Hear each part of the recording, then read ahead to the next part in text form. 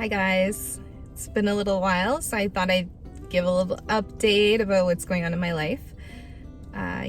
So a little bit has changed, so if you want to know what's going on with me, you could just stick around and watch the video. Do you like my earrings? They're little witches. My mom got them for me last year, I think around this time, but I had my surgery last year around this time, so I didn't really get into the Halloween season, even though it actually is my favorite season. So yeah, I'm excited to actually embrace it. I'm gonna have a super cool mask today too. It's the child. I kind of like having a huge portion of my double chin covered too, so almost did the video completely like that, but it does muffle what you're saying. Also, a lot of people read lips, and I actually have a bit of an auditory disorder. It makes it hard for me to process like words, whether it be on the TV or somebody talking to me. So on TV I can use subtitles. In real life I actually do read lips a lot. So I'm definitely finding I say the word what and pardon a lot now that we have to wear masks all the time, but you know, it just is what it is. It's not really that big of a deal. I think the last time I updated you guys, I was thinking about going on Nerlex or Nerlinks, yeah. So we were looking into that. I'm so sorry if I'm distracted also. It is a super busy parking lot. I don't know why I chose to do this here, but I know, the spirit moved me, so here we are. It's always like a busy location. Anyway, I digress. So yeah, my last video was about thinking about going on Nerlinks, and I had either told you guys that I had put an application in or my application was approved. So as it turns out, I definitely was approved for it. However, shortly after making that video, I finally got a call from my oncologist. She told me that she didn't put in my application to necessarily go on it. She just wanted to, she knew it was an option, and she just wanted to get me approved for the funding. But she wasn't prepared to have me go on this medication yet. After I chatted with her, we kind of decided to wait until November. I think my follow-up appointment with her is mid-November, because she is not totally convinced that the side effects of this drug are actually worth it. So like, she is under the impression that Nerlinks works better for breast cancer patients who have hormone positive as well as the HER2 positive, and I'm only HER2 positive. So she's gonna look into see if the percentage of survival rate increase weighs out the year-long horrible side effects. And I obviously get to decide as well. And right now I would say that if she came back like tomorrow and said she wanted me to go on it, which is not gonna happen until November, but I would say no. And I have reasons for that. Come November, maybe I'll feel a little differently, but one of my big reasons, you see my hair, how long it is? It's in my eyes. Look at I think when I filmed my first video, I had my bangs, and now they're too long to be bangs. So that's how far, and it's actually pulled back in this little rat tail. So that's how far we've come here. But I have a hair in my eye, which is super annoying. I'm not used to that. Anyway, so the reason that I would say no to Nerlinks right now is I feel like a human being again. And feeling like a human being again is really important to me. I'm battling some like post-cancer treatment fatigue. It's pretty brutal. And I'm overweight and I'm very out of shape now. So I'm kind of, you know, on an upward trajectory rather than like how I've been living my life, which is like get a break, go up, and then crash back down when I have to do treatment. So I feel like right now I'm just kind of on this steady, better increase, and I'm not emotionally prepared to have something knock me back down on my ass if it's not going to be really beneficial in my life. So if it's not going to offer a significant advantage over, what do I want to say, a significant advantage over like a reoccurrence. So if it only gives me 1 or 2%, I don't right now think that's worth it. So Another reason I don't want to go on this medication is because I went back to work on September the 14th, I think was my first day back at work. I'm still on a really gradual back to work schedule, so I'm not back full time yet. But I did do my first full day. So I did an 8-hour day or 7.5 paid, which was pretty crazy actually. And when I got home last night, I definitely felt like exhausted, like half dead. So I got home and I ate, and then I basically just lay in my bed, and like my hips hurt, my legs hurt, my brain hurt, I felt hot. I just didn't feel good. But at about 9 o'clock, I took some Advil, and around that time, I kind of felt like the life come back into me again. I had only gotten 4 hours of sleep the night before too, because my sleep schedule is still completely out of whack. I don't know if I'll ever get back a normal sleep schedule, but I'm sure trying. So yeah, I woke up, I, had a drink. I was probably really dehydrated because I was at work all day and all I had was coffee. So I'm not kind of following the same schedule anymore, which was, my fridge is right there with beverages. Then I went to bed early, took a sleeping pill, and today I only worked for 3 hours, but I woke up feeling really good. And actually, it's mid-afternoon now, and after work, I went shopping and I bought stuff. So, I do notice improvements, which is amazing. But even an office job after being off and going through all that treatment for a really long time, it's hard to come back to. If you're coming back from work after being off for an extended period of time for an illness, I think it's hard for anybody. So I guess the message I want to get across is that it is totally doable, but you really have to kind of go with your gut on how you're feeling. And if you push yourself, you are going to pay for it. So it's just, I would recommend, if you can, come back gradually.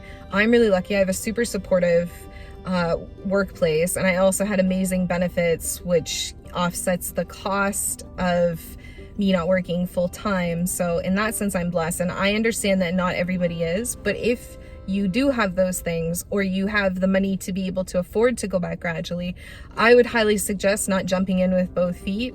The reason I think that people do is that they're ready to get back to their life, which I felt that way for the year and almost a half that I was off. I just wanted to get back to being normal, like being in my mid-30s and doing what people in their mid-30s do. But what gave me pause was, if I do that and I jump right back in and I can't handle it, I'll have to go kind of back on disability, either full-time or part-time. And I would view that as such a defeat for myself. So I think you set yourself up for success a lot more if you do it gradually. Other than going back to work, nothing much else in my life is going on. I'm just kind of taking the rest of my life really easy. I haven't been going to the gym. I haven't been pushing my body physically. I haven't been really controlling my calories because I'm kind of determined just to focus on this one thing right now, which is trying to get back to work. And yes, do I miss all my beautiful work clothes that I can't fit into? Of course I do. Would I love to fit back into them and have that body confidence? Of course I would. Am I scared all the time that I'll have a reoccurrence and I'll have to dive back into the cancer world and I'll never see those things again? Fuck yes, I am. I can't say that clearly enough. I think about reoccurrence every single day of my life, sometimes, a lot of times, multiple times a day. And I hope that gets less, and I hope that gets easier. But I have to kind of mitigate those fears and not put a lot of pressure on myself, because one part of my brain has this energy okay, if we have a reoccurrence, you want to soak up as much normal life as possible before that happens. So we got to get back to work, we got to lose weight, we got to do all this shit, we got to be as normal as possible so you'll have those memories to look back on when your life kind of crumbles again. And then the other part of my brain is whoa, now there are plenty of people that don't have reoccurrences. There are plenty of people that get through cancer treatment and go on and they live happy, productive lives. So just chill and take it easy. And I think that I'm kind of trying to stay right in the middle. I don't want to be too chill, too complacent, and I don't want to be so wound up all the time that my whole life is, I'm living my life because I'm scared of a reoccurrence. So that's kind of, it's finding that middle ground. I know that someday if I'm patient with myself, I'll fit into those clothes again. I'll have body confidence again. My hair is growing back, and every day I can do different styles with it, and I feel a little bit more connected to myself. I'm just a little silly thing like putting on actual makeup every day. For the longest time, I didn't have like eyelashes and eyebrows and stuff, and my skin was flawless because of the chemo. So I didn't wear makeup for like 6 months. And then since those things kind of came back, I haven't been anywhere to see people. So I've kind of got out of the habit of waking up every day and putting on makeup and doing my hair because I could just throw in a hat or wig or not care. So like little things like that are slowly coming back, and they're getting me in touch with maybe not who I used to be, but who I am now outside of cancer. This last part that I want to talk about probably isn't going to age super well, or I'm hoping it won't, because it's kind of about like COVID. So I'm hoping that if somebody sees this video in 3 years, that COVID's not a thing anymore and this won't matter. But another thing that's really hard if you're coming back from an illness right now is COVID. I know that the requirements aren't the same everywhere. In Ontario, where I live, it's actually the district health unit that sets up kind of the rules that we follow, as well as the Premier of Ontario. So I know that it's different everywhere, but here you have to wear masks inside like businesses and anywhere that you can't maintain personal, like the 6 foot distance. So going back to work has been interesting in that, because you didn't have to wear masks when I left, and there weren't arrows on the floor telling you where you had to walk, and you could train with somebody and hear what they were saying, not muffled behind a mask, and you could just be closer to people. So it is super weird going back to begin with after being off for so long. And then it adds kind of an extra layer to go back when we're in a global pandemic.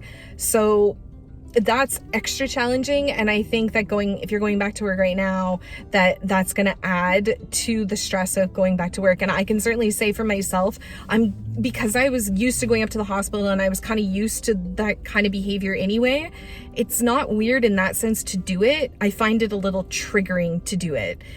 It reminds me of the hospital, and the smells remind me of the hospital because everybody's cleaning with disinfectants and bleach, so it smells like the chemo room sometimes, and I find that really triggering.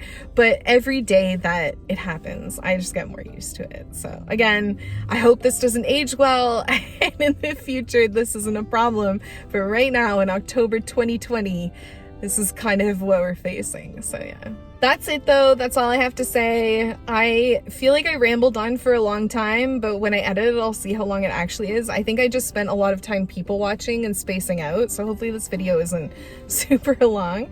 I hope everybody's well. I know that 2020 is such a weird, fucked up year, but it is what it is, and I hope it is what it is. Oh, that's funny for so many reasons. But this is what we have right now. This is the hand that we've been dealt. So we've really all just got to make the best of it. Keep yourself healthy and happy. Do what you can. Be a good person. And I think we'll all get through this year. And I guess all we can hope is that 2021 is better than this. So if you like this video, please hit the like button. If you think it could help somebody or you just want to support my channel, please hit the share. If you want to write something nice down below or you have any questions for me, please write a comment. There's a bunch of info about my diagnosis and everything that I've been through at the bottom of the video. If you just hit the drop down, you can kind of see the journey that I've been on. And if you don't know the journey I've been on, feel free to go back and watch some of my videos. I've been doing this now for 1.5 years. How freaking crazy is that? Anyway, before I space out again, I'll end it. Okay, bye. Thanks guys for watching.